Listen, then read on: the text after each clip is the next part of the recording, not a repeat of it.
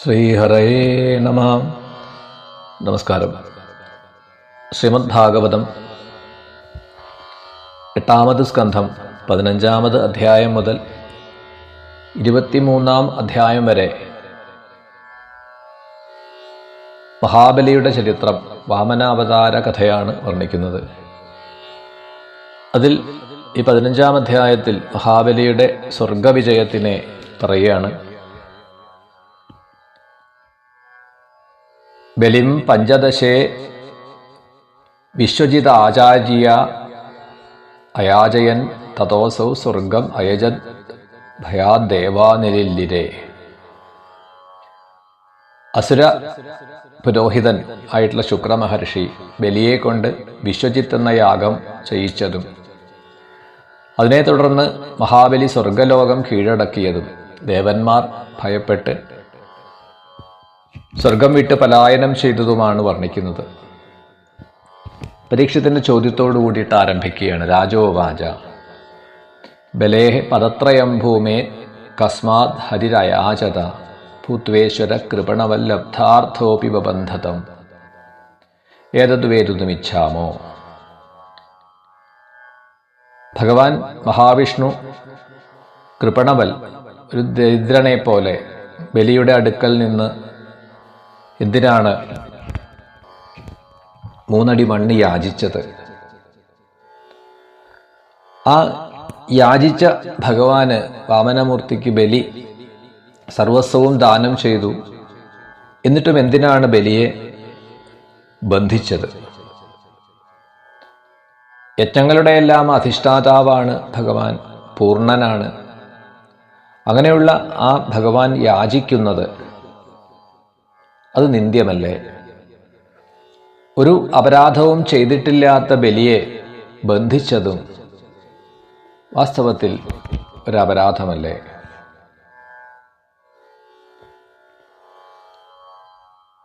പരാജിത ശ്രീർ അസുഭിശ്ചഹാപിതോ ഹിന്ദ്രേണ രാജൻ ഭൃഗുഭി സജീവിത.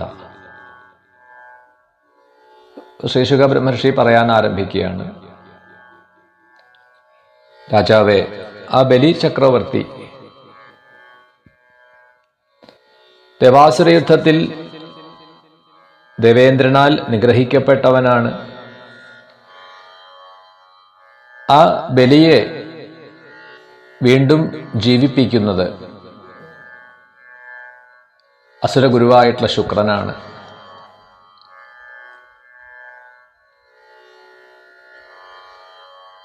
അത് തന്നെ വലിയൊരു ആപത്തിൽ നിന്ന്, മരണത്തിൽ നിന്ന് തന്നെ രക്ഷിച്ചതായിട്ടുള്ള ആ ശുക്രനെ, ആചാര്യരെ ബലി ശരണം പ്രാപിച്ചു. തം ബ്രാഹ്മണാഭൃഗവപ്രിയമാണ അയാചയൻ വിശ്വജിതാതൃണാകം. ഭാർഗവ വംശത്തിൽപ്പെട്ടവർ, ശുക്രമഹർഷിയും ഉൾപ്പെടെ മറ്റുള്ളവർ ബലിയെ അനുഗ്രഹിക്കാൻ വേണ്ടിയിട്ടാണ് സ്വർഗലോകത്തെ ജയിക്കാൻ പാകത്തിന്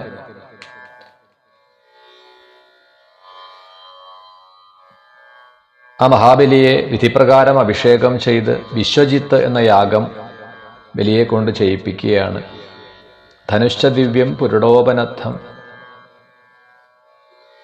തൂണാവരിക്തൗ കവചം ച ദിവ്യം പിതാമഹസ്തസ്യ ദതൗ ച മാലാം അമ്പ്ലാനപുഷ്പാം ജലജം ച ശുക്ര.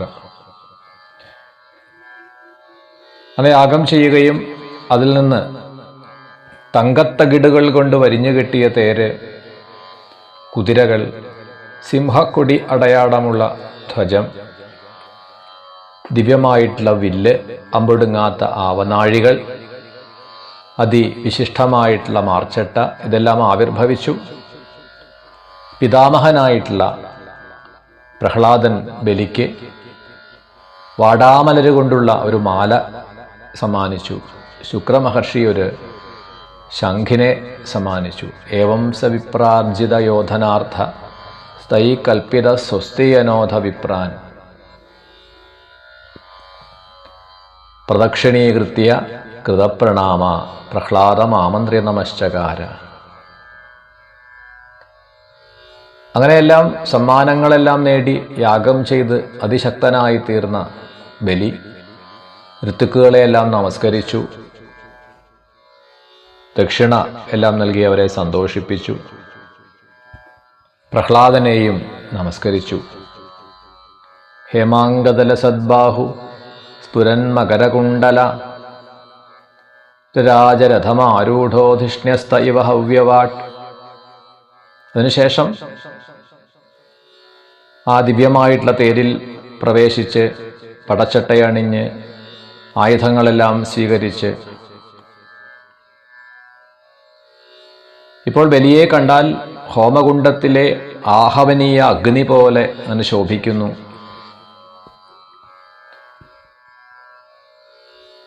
ഇപ്പോൾ ആ ബലി ഒരേപോലെയുള്ള ഐശ്വര്യം, ബലം, ശ്രീത്വം ഇതെല്ലാം ഒത്തുചേർന്നവരും ദിഗന്ധങ്ങളെയെല്ലാം ചുട്ടരിക്കുമോ എന്ന് തോന്നുന്ന രീതിയിൽ അത്രയധികം ശക്തന്മാരായിട്ടുള്ള സേനകളോടുകൂടി, സേനാ നായകന്മാരോടുകൂടി തൻ്റെ വലിയ സൈന്യത്തെ നയിച്ച് ഇന്ദ്രപുരിയിലേക്ക്, ദേവന്മാരുടെ അടുത്തേക്ക് യാത്ര പുറപ്പെട്ടു. ഇനി ഇന്ദ്രപുരിയെ വർണ്ണിക്കുകയാണ്. രമ്യാം ഉപവനോദ്യാനൈ ശ്രീമദ്ഭീനന്ദനാദിഭി. കളകൂജനം പൊഴിക്കുന്ന പക്ഷികൾ, മൂളിപ്പാട്ടുപാടുന്ന വണ്ടുകൾ, ധാരാളം തളിരുകളും കായ്കളും പൂക്കളും നിറഞ്ഞ കൽപ്പകവൃക്ഷങ്ങൾ, അങ്ങനെ സമൃദ്ധമായിട്ടുള്ള നന്ദനമെന്ന ഉപവനങ്ങളും ഉദ്യാനങ്ങളുമൊക്കെ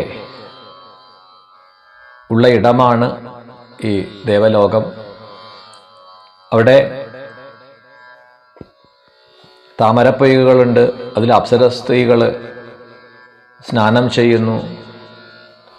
ആ പൊയ്കയിലെല്ലാം അരയന്നങ്ങളും ഹംസ സാരസ ചക്രാഹ്വ കാരണ്ടവകുലാകുല, അരയന്നങ്ങൾ, വെള്ളിൽ പറവകൾ, ചക്രവാക പക്ഷികൾ, ഇതൊക്കെ ധാരാളം നീന്തിക്കളിക്കുന്നതായിട്ടുള്ള താമരപ്പൊയ്കകൾ. സ്വർണവർണ്ണത്തോടു കൂടിയതായ മതിലുകൾ, പൊന്നുകൊണ്ട് പൊതിഞ്ഞ കതകുകളുള്ള അവാന്തര മാർഗങ്ങൾ, സ്ഫടികമയമായിട്ടുള്ള നഗരദ്വാരങ്ങൾ, രത്നാലങ്കൃതങ്ങളായിട്ടുള്ള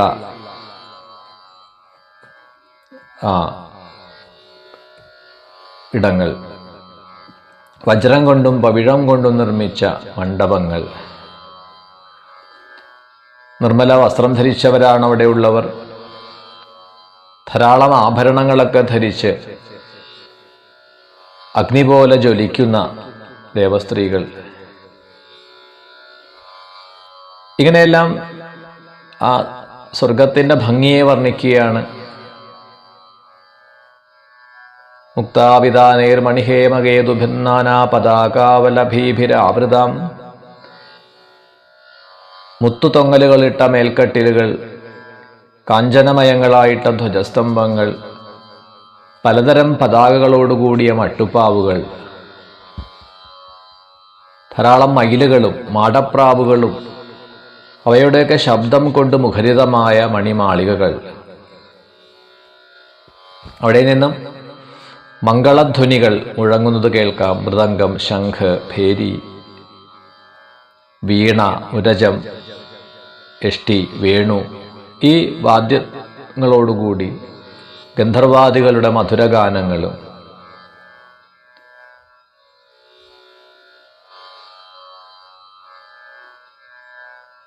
അങ്ങനെയുള്ള സ്വർഗത്തെ ആണ് ബലിയും അസുര സൈന്യങ്ങളും പ്രാപിക്കുന്നത്.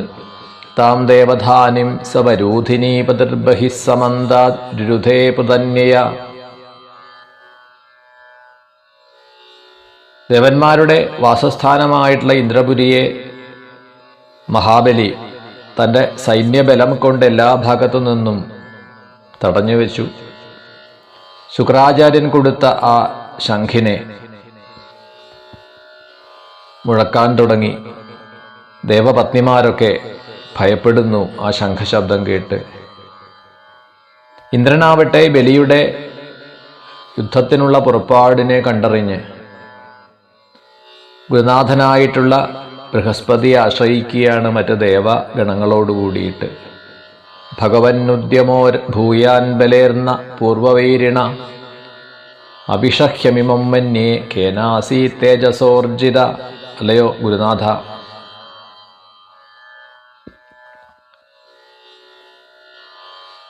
ഇപ്പോൾ ഈ മഹാബലി, അസുര ചക്രവർത്തിയായിട്ടുള്ള ബലി യുദ്ധത്തിന് തയ്യാറായി എത്തിച്ചേർന്നിരിക്കുന്നു. അവരെ ഇപ്പോൾ പരാജയപ്പെടുത്താൻ കഴിയില്ല എന്ന് ഞാൻ കരുതുകയാണ്. എങ്ങനെയാണ് ഈ ബലി വീണ്ടും ഇത്രയധികം ശക്തി ആർജിച്ചുകൊണ്ട് പുറപ്പെട്ടിരിക്കുന്നത്? ഏത് കാരണം കൊണ്ടാണ്? ബലിയെ തോൽപ്പിക്കുവാൻ ആർക്കും കഴിയില്ല. പ്രളയകാലാഗ്നി പോലെയാണ് ഇപ്പോൾ ബലി ഉയർത്തിയെഴുന്നേറ്റ് വന്നിട്ടുള്ളത്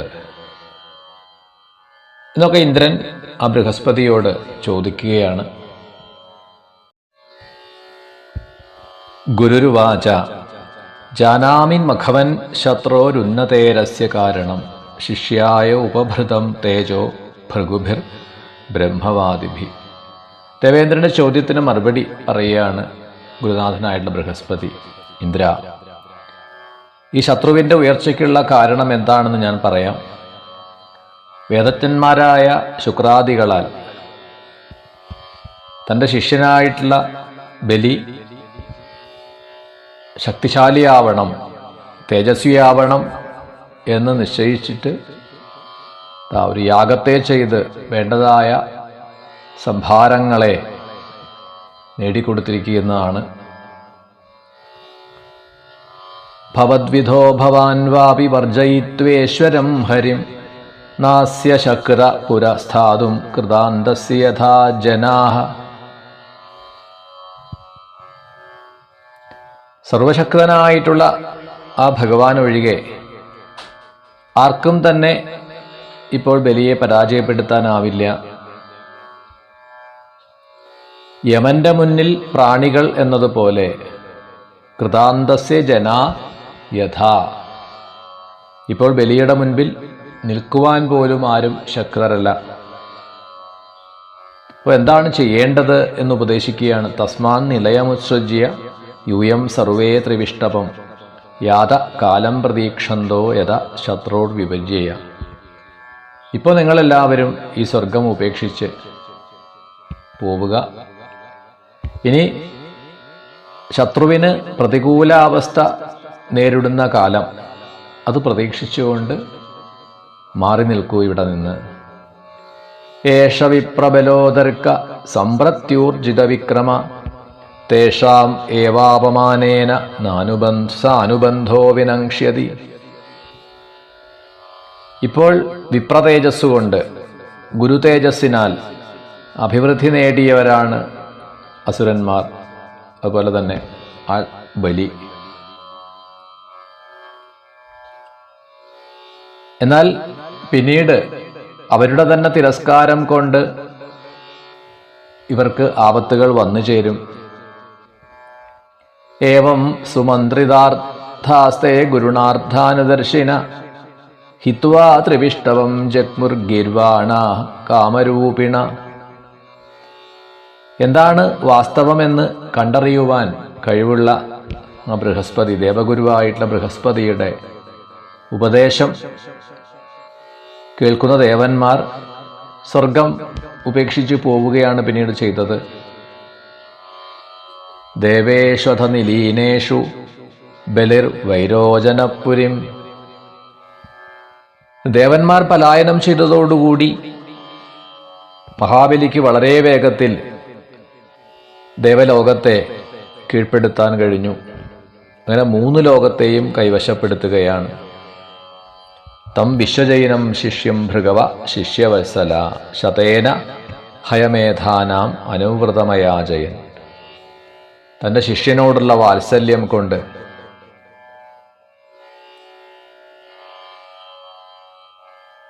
ഭാർഗവഗോത്രത്തിലെ ആചാര്യന്മാർ മഹാബലിയെ വിശ്വവിജയിയാക്കി തീർക്കണം എന്ന ഉദ്ദേശത്തോടുകൂടി 100 അശ്വമേധയാഗം യജിപ്പിക്കാനായിട്ട് തുടങ്ങി. തതസ്തനുഭാവേന ഭുവനത്രയ വിശ്രുതാം കീർത്തിം ദിക്ഷു വിതന്വാന സരേജ ഉടുരാടിവ. ആ യജ്ഞങ്ങളുടെ പ്രഭാവം കൊണ്ട് 3 ലോകങ്ങളിലും ബലിയുടെ ആ യശസ് പരക്കുകയാണ്.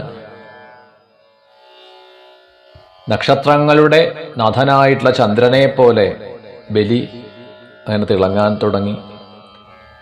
ബുഭുജേ ചശ്രിയം സുവൃദ്ധാം ദ്വിജദേവോപലംഭിതാം കൃതകൃത്യമിവാത്മാനം മന്യമാനോ മഹാമനാഹ. തനിക്ക് തൻ്റെ ആചാര്യന്മാർ നേടിത്തന്നതായ ആ സാമ്രാജ്യലക്ഷ്മി, ആ ഐശ്വര്യത്തെ വേണ്ടതുപോലെ മഹാബലി അനുഭവിച്ചു. ശ്രീമദ് ഭാഗവതം 8ാം സ്കന്ധം 16ാം അധ്യായം. കശ്യപ പ്രജാപതി ദേവമാതാവായ അതിഥിക്ക്, കശ്യപ പത്നി ആയിട്ടുള്ള അതിഥിക്ക് നൽകുന്ന പയോവ്രത ഉപദേശമാണ് ഈ അധ്യായത്തിലെ പ്രതിപാദ്യ വിഷയം. ഷോഡശേ പുത്രനാശേന ശോചന്ത്യ അതിഥേഃ പതി പ്രാർത്ഥിത കശ്യപ പ്രാഹ പയോവ്രതം ഇതീര്യത്തെ. ശ്രീശുക ഉവാച. ഏവം പുത്രേഷു നഷ്ടേഷു ദേവമാതാ അതിഥി സ്തതാ ഹൃദേ ത്രിവിഷ്ടവേ ദൈത്യൈ പര്യതപ്യതനാഥവൽ. ദേവന്മാർ അതിഥിപുത്രന്മാരാണ്. അവർ സ്വർഗം വിട്ട് പലായനം ചെയ്തു. ഇപ്പോൾ ദേവലോകം അസുരന്മാരുടെ കീഴിലാണ്, ദിതി പുത്രന്മാരുടെ കൈകളിലാണ്. അവരത് പിടിച്ചെടുത്തു എന്നറിയുന്ന ദേവമാതാവായിട്ടുള്ള അതിഥി ദുഃഖിക്കുകയാണ്. പര്യതപ്യത അനാഥവൽ, അനാഥയെപ്പോലെ സങ്കടപ്പെടാൻ തുടങ്ങി. ഏകദാ കശ്യപസ്തസ്യ ആശ്രമം ഭഗവാനകാൽ നിരുത്സവം നിരാനന്ദം സമാധേർവിരതശ്ചിരാൽ. ഒരിക്കൽ കശ്യപ പ്രജാപതി, അദ്ദേഹം സർവജ്ഞാനിയാണ്, ദീർഘകാലം സമാധിയിലൊക്കെ ഇരിക്കുന്ന ആളാണ്. അങ്ങനെ സമാധിയിൽ നിന്ന് ഉണർന്ന സമയത്ത് ഈ അതിഥിയുടെ ഗൃഹത്തിലേക്ക് എത്തിച്ചേരുന്നു. എന്നാൽ അവിടെ എത്തിയപ്പോൾ ആ അന്തരീക്ഷം അദ്ദേഹത്തിന് മനസ്സിലായി. നിരുത്സവം നിരാനന്ദം, ആർഭാടമില്ലാതെ ഒട്ടും സന്തോഷമില്ലാതെ ഇരിക്കുന്ന അതിഥിയെയാണ് കാണുന്നത്. സപത്നിം ദീനവദനാം, സങ്കടപ്പെട്ടിരിക്കുന്ന ആ പത്നിയെ കണ്ട് അദ്ദേഹം ചോദിക്കുകയാണ്. അപ്യഭദ്രം ന വിപ്രാണാം ഭദ്രേ ലോകേധുനാഗതം ന ധർമ്മസ്യ ന ലോകസ്യ മൃത്യോശ്ചന്ദാനുവർത്തിന.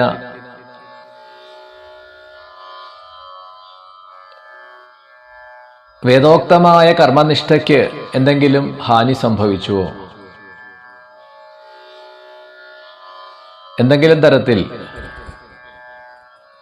പ്രയാസം ഉണ്ടോ? അപിവാകുശലം കിഞ്ചിൽ ഗൃഹേഷു ഗൃഹമേധിനി.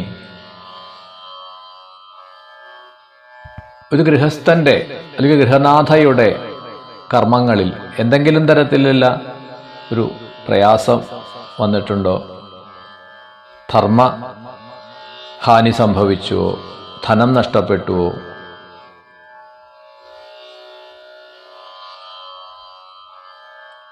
അഭിവാ അതിഥയോഭ്യേത്യ കുടുംബാസക്തയാ ത്വയാ ഗൃഹാത അപൂജിതായാത പ്രത്യുത്ഥാനേന വാക്കുചി. അതിഥികൾ ആരെങ്കിലും വരുന്ന സമയത്ത് നമ്മൾ മറ്റു ചില ജോലികളിൽ വ്യാപൃതരായിരുന്നു. അവരെ കണ്ടിട്ട് എഴുന്നേറ്റില്ല, ആദരിച്ചില്ല, സ്വീകരിച്ചില്ല. അങ്ങനെ എന്തെങ്കിലും ആരെയെങ്കിലും എപ്പോഴെങ്കിലും ആദരിക്കപ്പെടാതെ വന്നിട്ടുണ്ടോ? അങ്ങനെ വന്നു ചേർന്ന അതിഥികൾ നിരാശരായിട്ട് മടങ്ങിപ്പോയോ? ഏതൊരു ഗൃഹമാണോ ഗൃഹേഷു യേഷു അതിഥയോ ന അർച്ചിതാ സലിലൈരപി, ഏതൊരാളുടെ ഗൃഹത്തിലാണോ അതിഥികൾ വന്നിട്ട് അവരെ സ്വീകരിക്കാതെ, അവർക്ക് കുടിക്കാൻ അല്പം ശുദ്ധജലം പോലും കൊടുക്കാതെ, ആദരിക്കാതെ, അങ്ങനെ നിരാശരായി അവർ മടങ്ങിപ്പോവേണ്ടി വന്നാൽ തീർച്ചയായിട്ടും ആ ഗൃഹം ഭേരുരാജഗൃഹോപമ, ഒരു കുറുനരിയുടെ മാളത്തിന് തുല്യമാണ്. അപ്യഗ്നയസ്തു വേളായ നഹുദാ ഹവിഷാസതി, എപ്പോഴെങ്കിലും ഞാൻ ദൂരെ ആയിരിക്കുമ്പോൾ നിനക്ക് ആ കൃത്യസമയത്ത് ത്രേതാഗ്നികൾ, അഗ്നിഹോത്രാദികൾ ചെയ്യേണ്ട സമയം, ഹവിസ് അഗ്നിയിൽ ഹോമിക്കേണ്ടതായ സമയത്ത് അത് ചെയ്യാൻ പറ്റിയില്ല എന്ന് വന്നിട്ടുണ്ടോ?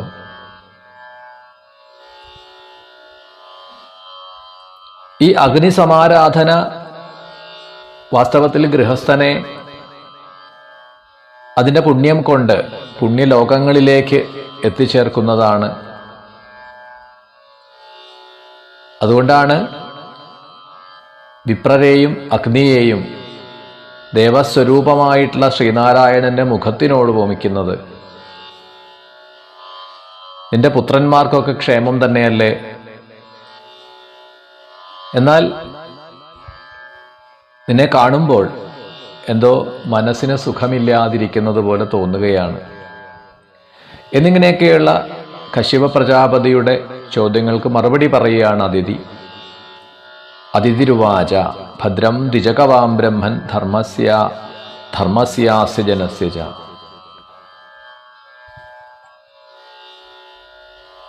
എല്ലാവർക്കും ക്ഷേമം തന്നെയാണ്, ഗോക്കൾക്കും സജ്ജനങ്ങൾക്കും എൻ്റെ ഗൃഹസ്ഥധർമ്മത്തിനും മറ്റുള്ളവർക്കും ഒക്കെ ക്ഷേമം തന്നെയാണ്. തീർച്ചയായിട്ടും ഈ ഗൃഹസ്ഥാശ്രമം എന്ന് പറയുന്നത് ഇമേ ഗൃഹ ത്രിവർഗസ്യ പരം ക്ഷേത്രം. ഗൃഹസ്ഥാശ്രമം ധർമാർത്ഥകാമങ്ങളുടെ അത്യുത്തമമായിട്ടുള്ള ക്ഷേത്രമാണ്, വിളനിലമാണ്. അഗ്നിയും സേവകന്മാരും ഭിക്ഷുക്കളും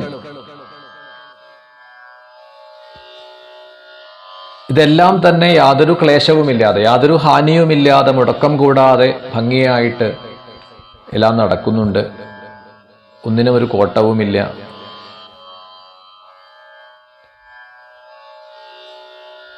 എനിക്ക് വേണ്ടതുപോലെ ധർമാധർമ്മങ്ങളെ വിസ്തരിച്ച് ഉപദേശിച്ചു തരുന്ന പ്രജാപതിയായിട്ടുള്ള അങ്ങ്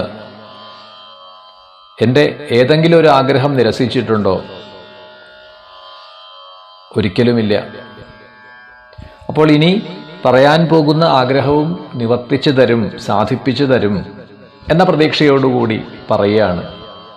തവൈവ മാരീച മനഃശരീരച പ്രജായമാ സത്വരജസ്തമോജുഷ.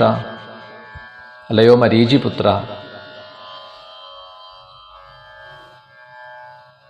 ഗുണഭേദങ്ങളിൽ നിന്ന്, സത്വരജ സ്തമോ ഗുണങ്ങളിൽ നിന്ന്, അങ്ങയുടെ ആ മനസ്സങ്കല്പത്തിൽ നിന്നോ ശരീരത്തിൽ നിന്നോ ഒക്കെ ഉത്ഭവിച്ചവരാണ് സകല പ്രജകളും.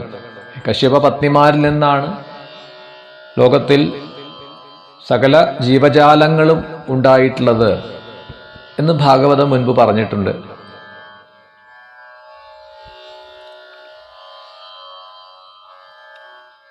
അങ്ങേക്ക് ആ പ്രജകളിൽ ഭേദവിചാരമില്ല എന്നും എനിക്കറിയാം.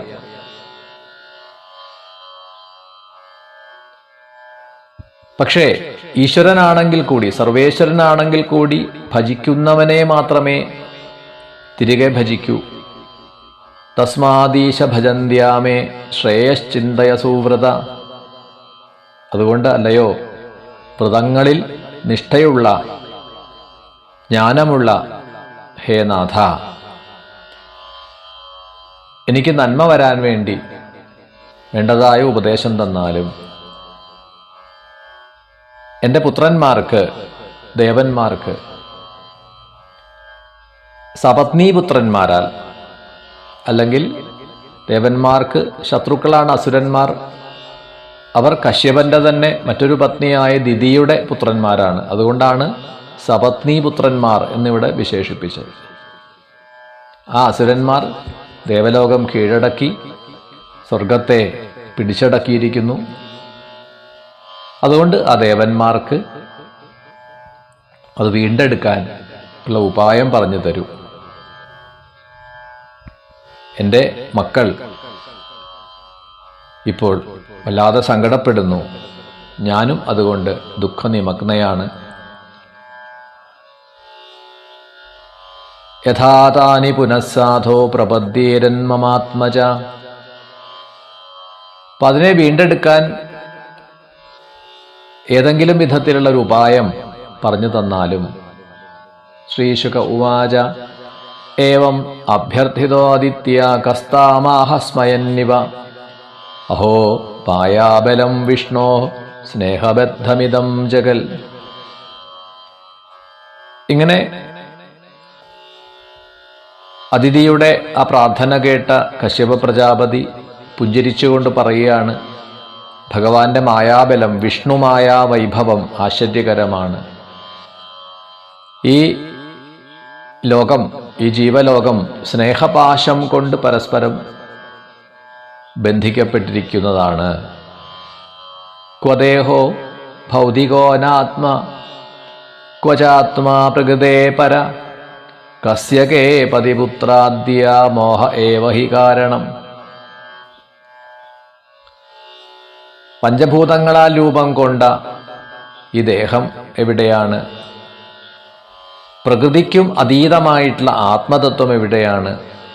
വാസ്തവത്തിൽ ആർക്ക് ആര് ഭർത്താവ്, ആര് പുത്രന്മാർ? ഇതൊക്കെ മനോവ്യാമോഹം കൊണ്ട് മാത്രം തോന്നുന്നതാണ്.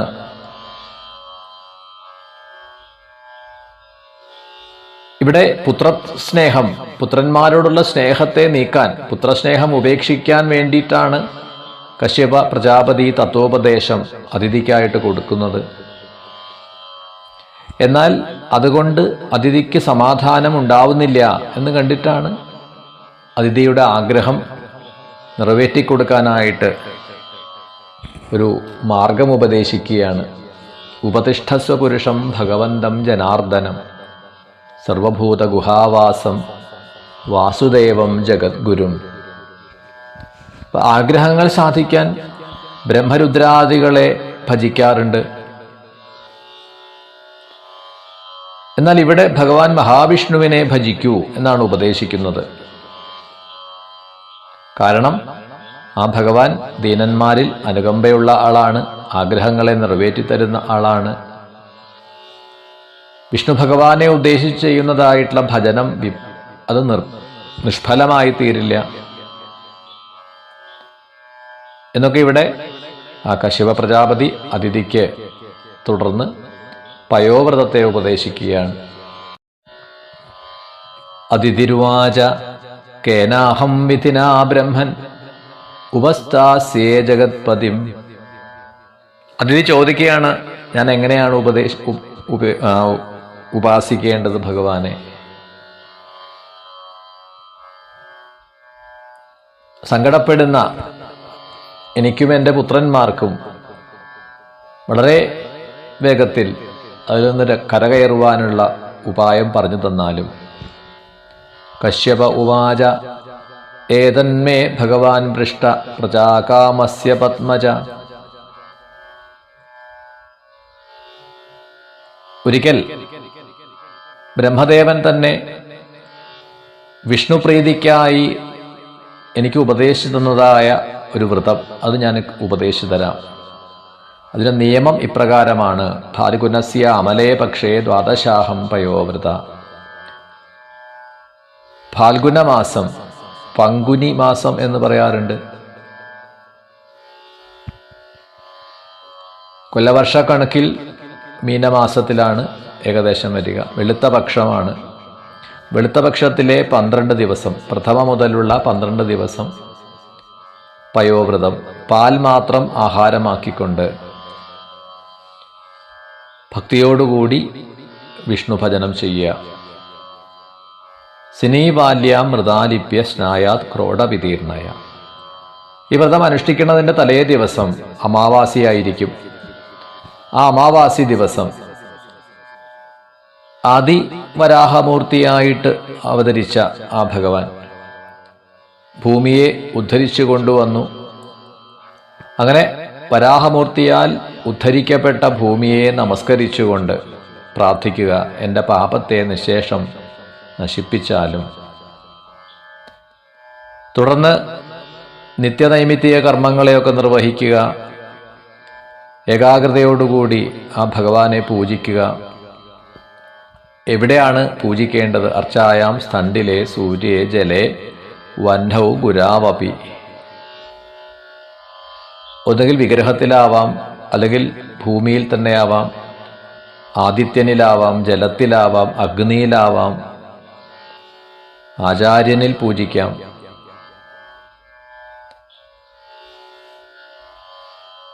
തുടർന്ന് 9 മന്ത്രങ്ങളെ ഇവിടെ പറയുകയാണ് ആവാഹനാദികൾക്ക് വേണ്ടി.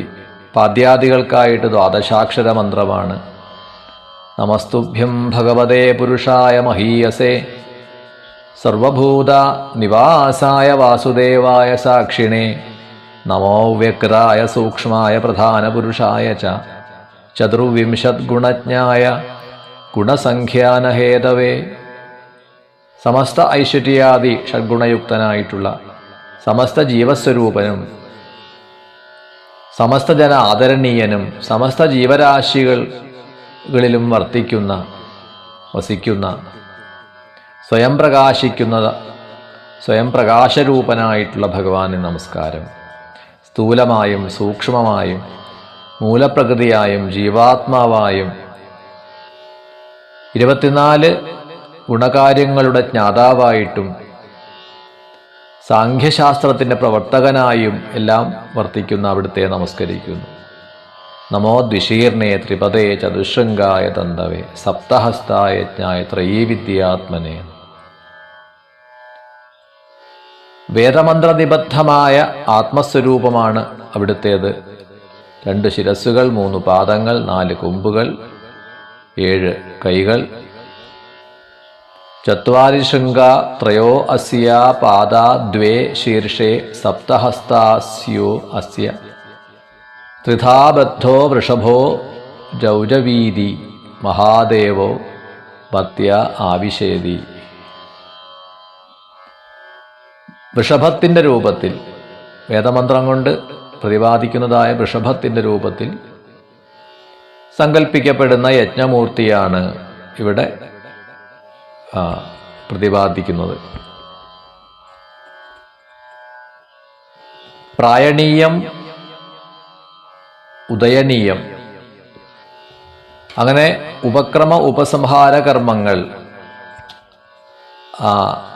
വിലക്ഷണമായിട്ടുള്ള യജ്ഞവൃഷഭത്തിന് 2 ശിരസ്സുകൾ, ത്രികാലസവനങ്ങൾ 3 പാദങ്ങൾ, ചതുർവേദങ്ങൾ 4 കൊമ്പുകൾ, ഗായത്രിയാദി സപ്തഛന്ദസ്സുകൾ 7 കൈകൾ. എങ്ങനെയാണ് പറയുക? നമ ശിവായ രുദ്രായ നമ ശക്തിധരായ ച. മംഗളസ്വരൂപനായ ശിവനും രുദ്രനും ഒക്കെ അവിടുത്തെ തന്നെയാണ്. സമസ്ത വിജ്ഞാനങ്ങളുടെയും അധിപതിയാണ്. ജീവരാശികളുടെ പാലകനായിട്ടുള്ള അവിടുത്തെ നമസ്കാരം. നമോ ഹിരണ്യഗർഭായ പ്രാണായ ജഗദാത്മനെ. പ്രപഞ്ച അണ്ഡത്തിൻ്റെ അന്തർവർത്തിയായിട്ടുള്ള ബ്രഹ്മാവും ശ്വാസോച്ഛ്വാസ രൂപേണ ചരാചരങ്ങളെ ചേഷ്ടിപ്പിക്കുന്ന ആത്മാവായി, യോഗസിദ്ധികളായ അഷ്ടൈശ്വര്യങ്ങളുടെ സ്വരൂപമായി യോഗമാർഗപ്രവർത്തനായിട്ടിരിക്കുന്ന ഭഗവാനെ നമസ്കരിക്കും. നമസ്ത ആദിദേവായ സാക്ഷിഭൂതായ തേ നമ. നാരായണായ ഋഷയേ നരായഹരയേ നമ.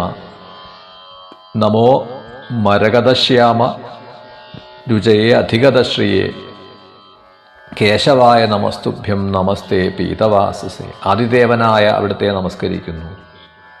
സർവസാക്ഷിയായ ശ്രീനാരായണനെന്നും നരനുമെന്ന ഋഷീരൂപത്തിൽ അവതരിച്ച ആ ശ്രീഹരിയെ നമസ്കരിക്കുന്നു.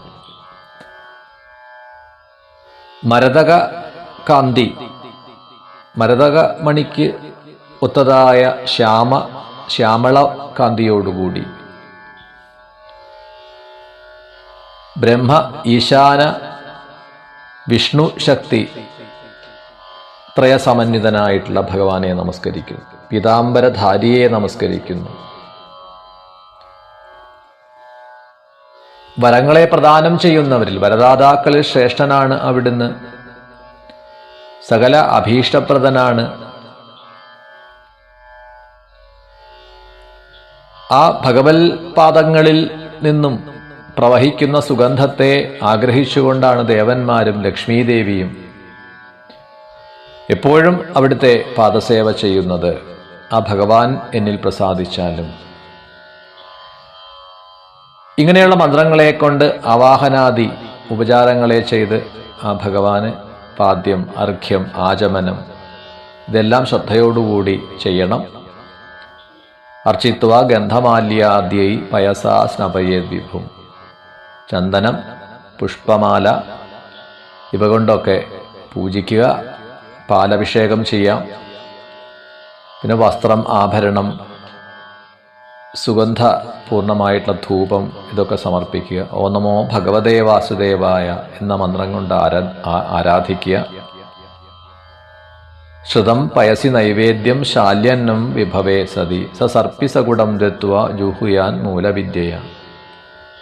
പാലിൽ പാകം ചെയ്ത ഹവിസ്, ശർക്കര ചേർത്തതായിട്ടുള്ള നെയ് വീഴ്ത്തി ഉപസരിച്ചതായ നിവേദ്യം ഇതൊക്കെ നൽകി പിന്നെ അതിൻ്റെ ഒരു ഭാഗം മൂലമന്ത്രം കൊണ്ട് അഗ്നിയിൽ ആഹൂതി ചെയ്യണം. അങ്ങനെ നിവേദിച്ചതായ ആ പായസാന്നം ഭക്തന്മാർക്ക് നൽകണം. അതിൽ നിന്നും കുറച്ചൊരു ഭാഗം തനിക്ക് തന്നെ അനുഭവിക്കാം. ഇത്തരത്തിൽ ജലഗന്ധ പുഷ്പാദികളെ സമർപ്പിച്ച് താമ്പൂലം നിവേദിക്കുക. 108 ആവർത്തി മൂലമന്ത്രം ജപിക്കുക. സ്തോത്രങ്ങളെ കൊണ്ട് സ്തുതിക്കുക, അർച്ചിക്കുക, പ്രദക്ഷിണം ചെയ്യുക, സാഷ്ടാംഗ നമസ്കാരം ചെയ്യുക. പിന്നീട് ഭഗവത് പ്രസാദത്തെ, നിർമാല്യത്തെ ആ ശിരസിൽ എടുത്തു വച്ച് പൂജ മുഴുവനാക്കുക. ദേവനെ ഉദ്വസിക്കുക.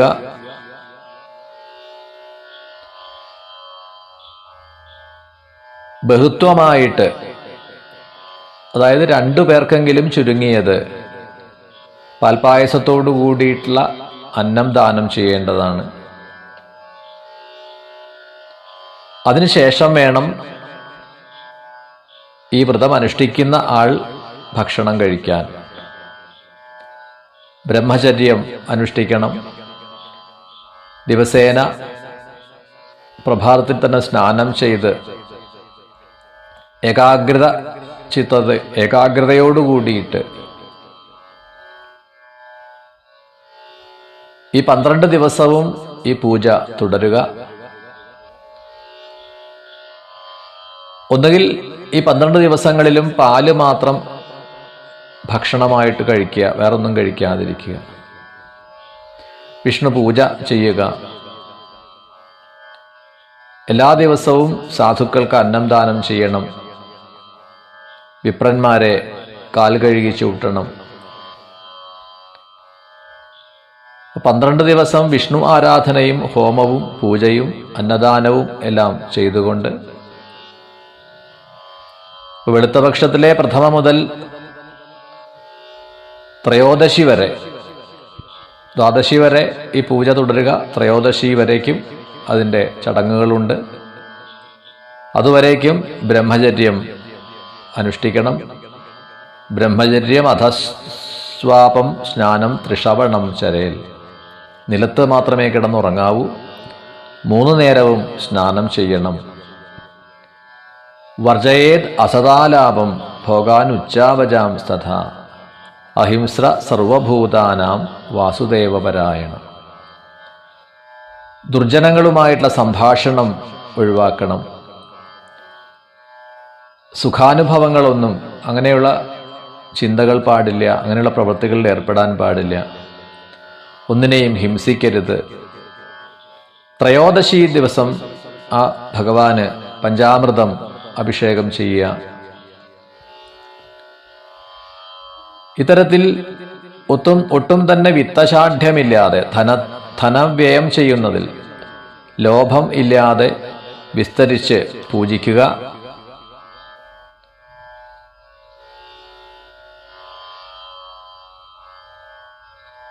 ആചാര്യം ജ്ഞാനസമ്പന്നം വസ്ത്രാഭരണധേനുഭി. അതുപോലെ ജ്ഞാനസമ്പന്നനായിട്ടുള്ള ആചാര്യനെ, ഋത്വിക്കുകളെയൊക്കെ പൂജിക്കുക. ഈ പൂജ വ്രതം അനുഷ്ഠിക്കുന്ന സമയത്ത് ആചാര്യന്മാരായി സ്വീകരിക്കുന്നവരെയും ദാനാദികളെ കൊണ്ട് സന്തോഷിപ്പിക്കുക. അവർക്ക് പശുക്കളെ ദാനം ചെയ്യുക, വസ്ത്രം ദാനം ചെയ്യുക, ആഭരണങ്ങൾ ദാനം ചെയ്യുക. അതും ഒരു വിഷ്ണു ആരാധന തന്നെയാണ് എന്നറിയുക. ദക്ഷിണയെല്ലാം നൽകി വന്നു ചേർന്ന മറ്റെല്ലാ ജനങ്ങൾക്കും, നാനാജനങ്ങൾക്കും അന്നം ദാനം ചെയ്ത് സന്തോഷിപ്പിക്കണം.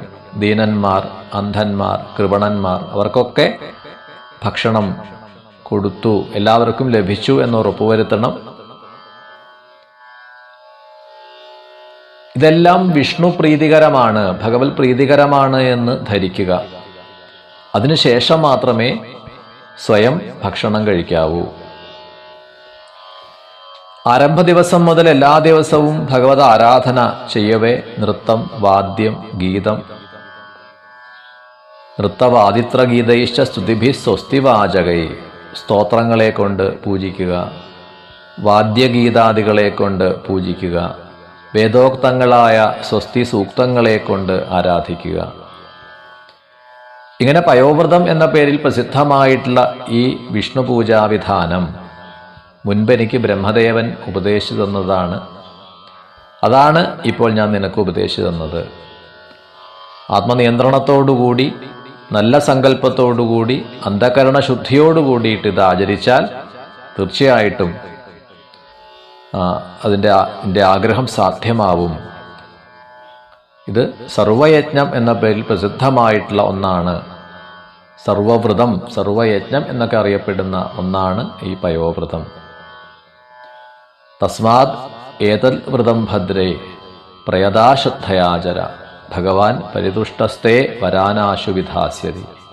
ഈ വ്രതം അനുഷ്ഠിക്കുകയാണ് എങ്കിൽ തീർച്ചയായിട്ടും ഭഗവാൻ സന്തുഷ്ടനാവും, നിനക്ക് വരങ്ങളെ പ്രദാനം ചെയ്യും എന്ന് പറഞ്ഞുകൊണ്ടാണ് ശ്രീമദ് ഭാഗവതം 8-ാം സ്കന്ധം 16-ാം അധ്യായത്തെ സമർപ്പിക്കുന്നത്. ശ്രീഹരയേ നമഃ.